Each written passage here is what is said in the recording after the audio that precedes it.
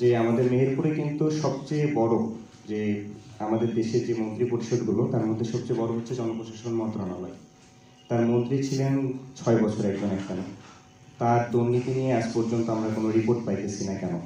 এবং তার পরিবারের থেকে শুরু করে যতজন তারা আওয়ামী লীগের দোসররা ছিল গত 15 বছর, তারা কি মেহেরপুরে কোনো দুর্নীতি করে নাই, নাকি আমাদের দুর্নীতি দমন কমিশন এখন পর্যন্ত তাদেরকে ছাড় দিয়ে রাখছে? দুর্নীতির বিরুদ্ধে তারুণ্যের একতা, গড়বে আগামীর শুদ্ধতা। এ প্রতিপাদ্যে মেহেরপুরে পালিত হল আন্তর্জাতিক দুর্নীতি বিরোধী দিবস। সোমবার 9 ডিসেম্বর সকাল 9টার দিকে দিবসটি উপলক্ষে জাতীয় পতাকা উত্তোলন, মানববন্ধন এবং আলোচনা সভা অনুষ্ঠিত হয়। মেহেরপুর জেলা প্রশাসন ও জেলা দুর্নীতি প্রতিরোধ কমিটির আয়োজনে সকালে জেলা শিল্পকলা একাডেমি মিলনায়তনে এই আলোচনা সভা অনুষ্ঠিত হয়। মেহেরপুর জেলা দুর্নীতি প্রতিরোধ কমিটির সভাপতি মোশাররফ হোসেনের সভাপতিত্বে সভায় প্রধান অতিথি হিসেবে উপস্থিত ছিলেন মেহেরপুর জেলা প্রশাসক সিফাত মেহনাজ। বিশেষ অতিথি হিসেবে উপস্থিত ছিলেন অতিরিক্ত পুলিশ সুপার আব্দুল করিম, দুর্নীতি দমন কমিশনের সহকারী পরিচালক Bulbul Ahmed, civil surgeon doctor Mohiuddin Ahmed. এছাড়াও দুর্নীতির বিরুদ্ধে তারুণ্যের একতা, গড়বে আগামীর শুদ্ধতা শীর্ষক আলোচনা সভায় বক্তব্য রাখেন অতিরিক্ত জেলা প্রশাসক সার্বিক তরিকুল ইসলাম, সদর উপজেলা নির্বাহী অফিসার ভারপ্রাপ্ত গাজী মহিদুর রহমান ও বৈষম্য বিরোধী ছাত্র আন্দোলনের পক্ষে বক্তব্য রাখেন আশিক রাব্বি। আমরা সবাই জানি যে গত 15 জুলাই থেকে শুরু করে 5 আগস্ট পর্যন্ত ছাত্রদের যে আত্মত্যাগ, সেই আত্মত্যাগের মাধ্যমে আমরা আজকে এইভাবে সবাই হয়তোবা মুক্তভাবে কথা বলতে পারতেছি।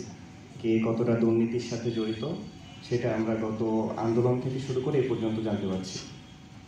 আমার আসলে এখানে কথা বলার মূল উদ্দেশ্য হচ্ছে যে আমাদের মেহেরপুর দুর্নীতি দমন কমিশনের যারা এখানে উপস্থিত আছেন তাদের দৃষ্টি আকর্ষণ করা যে আমাদের মেহেরপুরে কিন্তু সবচেয়ে বড় যে আমাদের দেশের যে মন্ত্রী পরিষদগুলো তার মধ্যে সবচেয়ে বড় হচ্ছে জনপ্রশাসন মন্ত্রণালয়। তার মন্ত্রী ছিলেন 6 বছর একজন একখানে। তার দুর্নীতি নিয়ে আজ পর্যন্ত আমরা কোনো রিপোর্ট পাইতেছি না কেন? এবং তার পরিবারের থেকে শুরু করে যতজন তারা আওয়ামী লীগের দোসররা ছিল গত 15 বছর, তারা কি মেহেরপুরে কোনো দুর্নীতি করে নাই, নাকি আমাদের দুর্নীতি দমন কমিশন এখন পর্যন্ত তাদেরকে ছাড় দিয়ে রাখছে? আমরা আশা করব যে আগামী অল্প দিনের ভিতরে মেহেরপুর দুর্নীতি দমন কমিশন কর্তৃক আমাদেরকে জানানো হবে যে তাদের দুর্নীতি সংক্রান্ত যে বিষয়গুলো আছে, তাদের ব্যাংক অ্যাকাউন্ট থেকে শুরু করে প্রতিনিয়ত আমরা পেপারের কাগজে শুধু দেখতে পাচ্ছি যে তাদের দুর্নীতির খবর, কিন্তু সরকারিভাবে এখন পর্যন্ত তাদের জমিজমা থেকে শুরু করে কোনো কিছুতেই হস্তক্ষেপ করা হয়নি।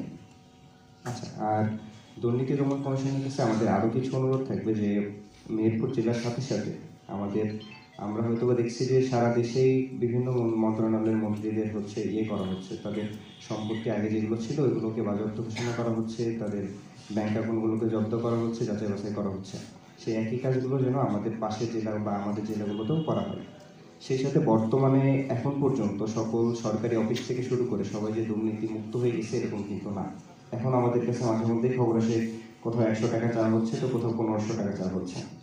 আমরা আশা করবো যে আপনারা এখানে অনেক সরকারি অফিসার আছেন, বড় বড় কর্মকর্তা কর্মচারীরা, তারা আমাদের যে ছাত্রদের যে এখানে আপনারা যে পয়েন্ট উল্লেখ করছেন তারুণ্যের একতা, শুধু তারুণ্যরা একত্রিত হয়ে রক্ত দিবে, আর সেই রক্ত দেওয়ার পরে যে স্বাধীনতা বা আপনারা যে সুযোগ পাচ্ছেন নতুন করে কাজ করার, তার ভিতরেও যদি আগের মতোই দুর্নীতি থেকে যায়, তাহলে এই ছাত্রদের এত 1500-1600 জীবনদান দেওয়া বা এই যে এত আজকে 35,000 40,000 মানুষ অঙ্গহানি, তাদের কিন্তু যে আত্মত্যাগ, এই আত্মত্যাগের আপনাদের ভিতরে যদি সেই আত্মত্যাগের মহিমা বা আমরা যে ধারণ করতে পারছি না আপনার আত্মত্যাগগুলো, সেগুলো দেখতে পাচ্ছি না।